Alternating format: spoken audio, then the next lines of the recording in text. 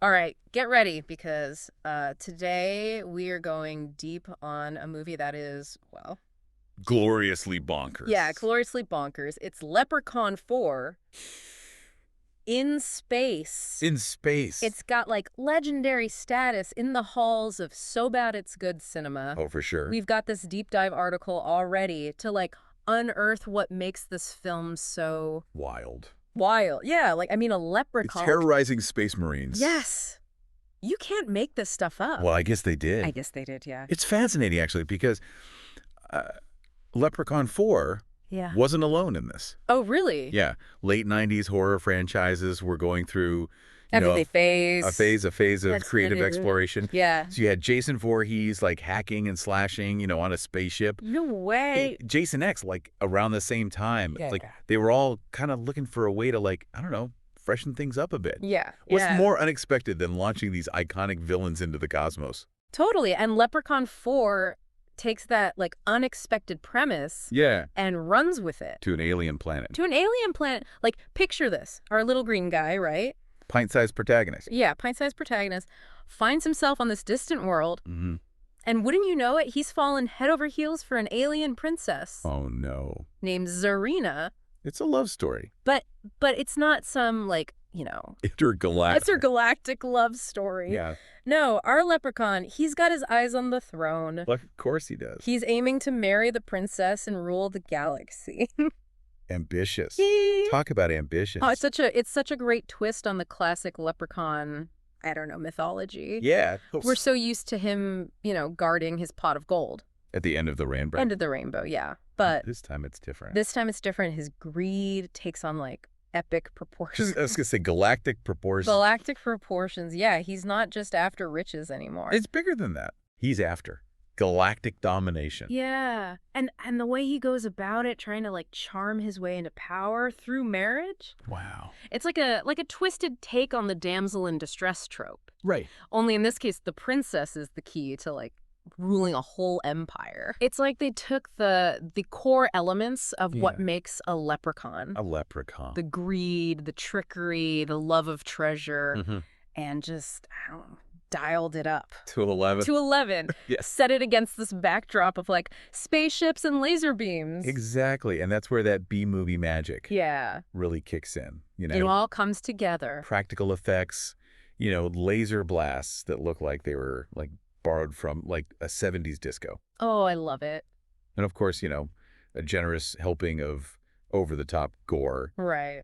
But it's all done, with a wink and a nod. They know what they're doing. Like they're in on the joke, right. Inviting you to laugh along with the absurdity of it all. Oh, absolutely. Speaking of absurdity, we got to talk about the kill scenes in this movie. Ooh, yeah. Because, let's be real, they are a highlight. A highlight. I mean, where else you're going to see? A leprechaun burst out of a space marine's chest. Like a gruesome green chest burster. Chest burster, yeah. That scene, that's got to be a nod to Alien, right? Oh, brilliant nod to Alien, but done with that Leprechaun 4 spin. Oh, yeah. It's both horrifying and hilarious at the same time. Totally. And it perfectly captures the film's, approach to horror. Yeah. It's playing with those genre conventions, right? Taking something familiar and giving it a completely bonkers twist. It's like they took a page out of the Mel Brooks playbook, parodying sci-fi and horror while still like delivering those like satisfyingly gruesome moments that, horror fans crave. They want that. You got to admire the creativity. Oh, for sure. But the leprechaun isn't the only one racking up a body count. No. And we also got Dr. Mittenhand, a mad scientist with a rather unique problem, yeah. Yes, Dr. Mittenhand. He's missing a few body parts. Yeah. To put it mildly. And he is convinced that Princess Zarina's alien DNA holds the key to regenerating his everything. Well, everything. Wow. This storyline adds a whole other layer of like bizarre body horror to the mix. Totally. Culminating in Mittenhand transforming into a creature. Oh, no. The film affectionately calls Mitten Spider. Oh, my God. Let's just say it's not for the faint of heart. It's a visual you won't soon forget. You won't forget it. And then there's the scene with the shrink ray.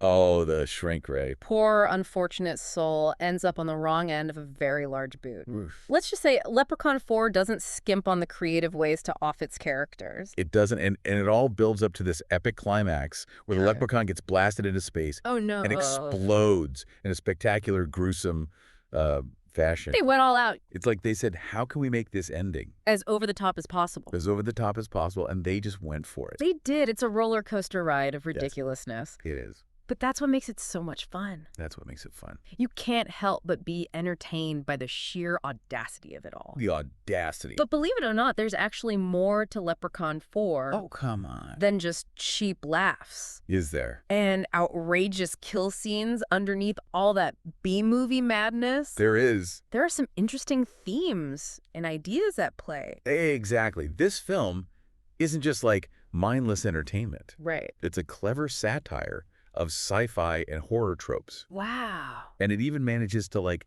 sneak in some social commentary along the way. Okay, so we've established that Leprechaun 4 in space is a wild ride. Wild ride. But what was the reaction like when it first came out? Oh, interesting. Were people on board with this? Like Intergalactic leprechaun mayhem. Yeah, or did they think it had jumped the shark or maybe jumped the spaceship? Well, let's just say the critics weren't exactly lining up to sing its praises. No. Many of them dismissed it as, cheap, silly, nonsensical. Right. But you know what? That's part of what makes Leprechaun 4 so great. Okay. It doesn't take itself too seriously. Right. It's a film that embraces its B-movie status. Yeah. And I think over time, people have come to appreciate that. You're right. It's definitely earned its cult following. Oh, yeah. And for a lot of fans, that so bad it's good factor is a big part of the appeal. Huge part. It's the kind of movie you watch with friends, like, MST3K style. MST3K style, yeah. Riffing on these cheesy effects and the ridiculous dialogue. Exactly. Exactly. It's pure, unadulterated fun. Yes. But I think there's also something to be said for the sheer creativity on display here. Oh, yeah. Remember, they were working with a pretty limited budget. Yeah. So they had to get resourceful. Oh, for sure. With their, special effects and set design. The article pointed out that the production design really leans into that classic low-budget sci-fi aesthetic. Oh, totally. It's got this, retro vibe, almost like a throwback. Like a throwback. To those cheesy space operas from, the 50s and 60s. Oh, yeah, and that works perfectly for the tone of the film. Right. It adds to that sense of camp and humor, letting you know that you're not supposed to take it too seriously. You're not supposed to take any of this too seriously. Yeah, but as we've been saying, there are some surprisingly clever things happening, beneath the surface. Right. It's not just all about the gore and the one-liners. Right. They actually put some thought into how this sci-fi setting enhances the leprechaun myth. Enhances the leprechaun myth, yeah. I mean, think about it. It's not just a random choice. Sending this creature into space. It's brilliant, actually. It allows them to explore those themes of greed and power, on a much grander scale. Totally. The leprechaun isn't limited to his little pot of gold at the end of the rainbow anymore. Right. His ambitions have been supersized. Yeah, his sights are set on an entire galaxy. And the stakes are higher than ever. Higher than ever. Plus, it gives the filmmakers a chance to poke fun at all those classic sci-fi tropes. Yeah, that we know and love. Uh-huh. The article mentioned how Leprechaun 4 draws inspiration from films like Alien and Star Wars. Yeah, but it's all done with a healthy dose of humor. Healthy dose of humor. They're paying homage to those films. Right. While also turning them on their head. Right. We think we know what to expect. From a sci-fi horror movie. But then Leprechaun 4 comes along. Yeah. Throws all those conventions out the airlock. Speaking of airlocks. Oh, yeah. Let's talk about that ending. Oh, that ending. You got this pint-sized green menace. Right. Floating into vast emptiness of space. Mm-hmm. And then, bam, he explodes in a gloriously gruesome display of practical effects wizardry. It's a fitting end. For sure. For a character who spends the entire movie, wreaking havoc. Absolutely. But it also leaves you with a question. Okay. Does that really kill a leprechaun? Good point. I mean, we're talking about a creature of myth and magic here. Right. Is this the end? Yeah. Or will he somehow, regenerate. Yeah, in some other corner of the galaxy, ready to cause mischief anew. The movie leaves it open to interpretation. Which I think is part of the fun. I think so, too. It speaks to that, enduring appeal of the Leprechaun as a horror icon. Totally. He's mischievous.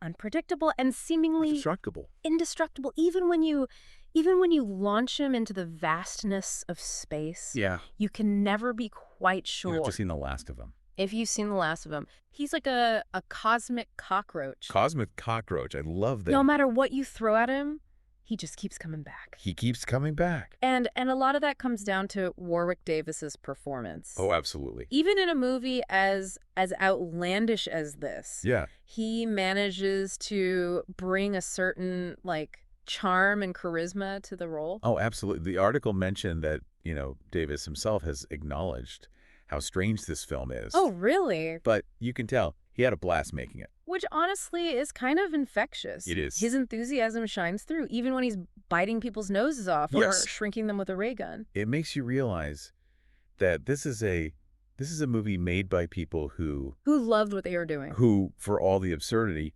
really loved what they were doing. Totally. It's a reminder that filmmaking, even at its most, schlocky, can be a labor of love. For sure. And I think that energy translates to the audience. You can tell they're having fun, and it makes you want to have fun right along with them.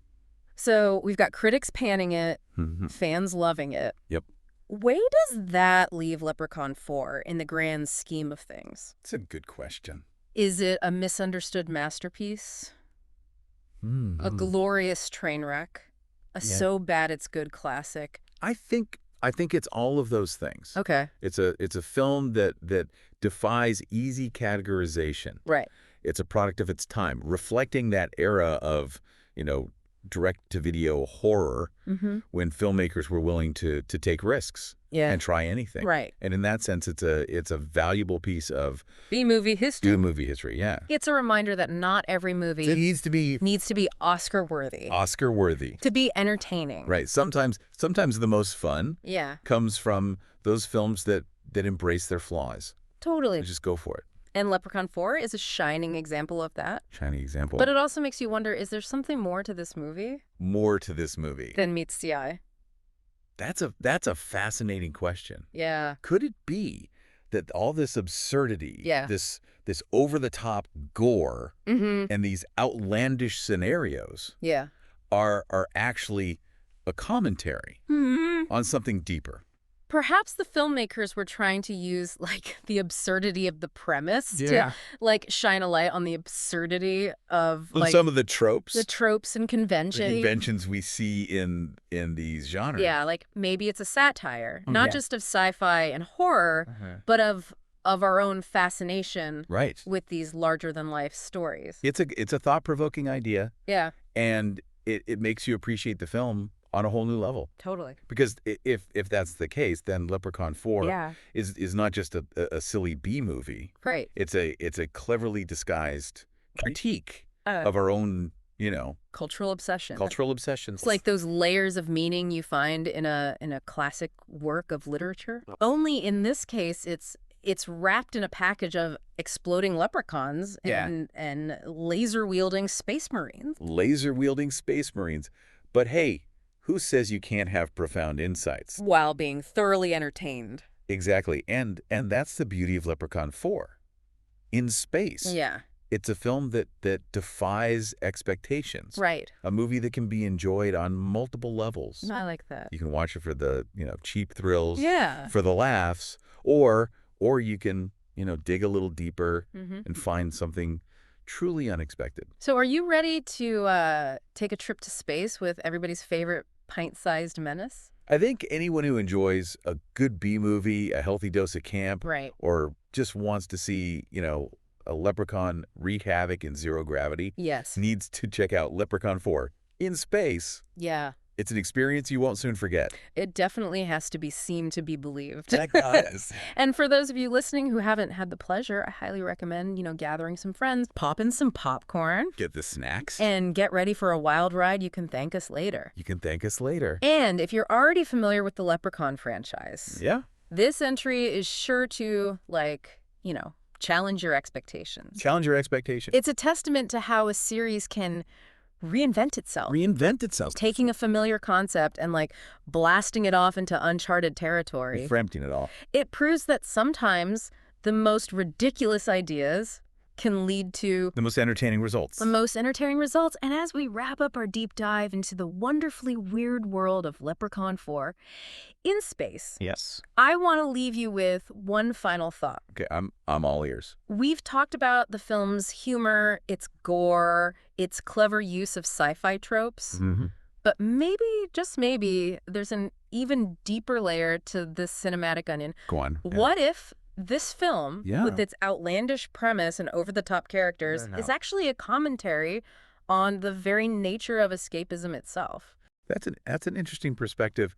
I mean, after all, both sci-fi and horror, at their core, offer us a way to, escape from the mundane, to explore worlds beyond our own. Totally. To confront our fears in a safe space. Exactly. And Leprechaun 4 takes that concept and turns it up. To 11. To 11. It's like they're saying. Like, if you're going to escape, why not escape to the most absurd, ridiculous, over-the-top place imaginable? It's a celebration of the power of imagination. It is. A reminder that sometimes the best way to deal with the chaos of the real world is to embrace the chaos of fiction. Embrace the chaos. So the next time you find yourself reaching for a movie that's pure, unadulterated escapism, remember Leprechaun 4 in space. Leprechaun 4 in space. It's a film that reminds us that it's okay to laugh at the absurd, to embrace the strange, and to let our imaginations run wild. Absolutely. And maybe, just maybe, in that process, we'll discover something new about ourselves and the world around us. Well said. It seems like even the most outlandish B-movies can offer, unexpected insights. Right. Until next time, keep exploring, keep questioning, and keep diving deep.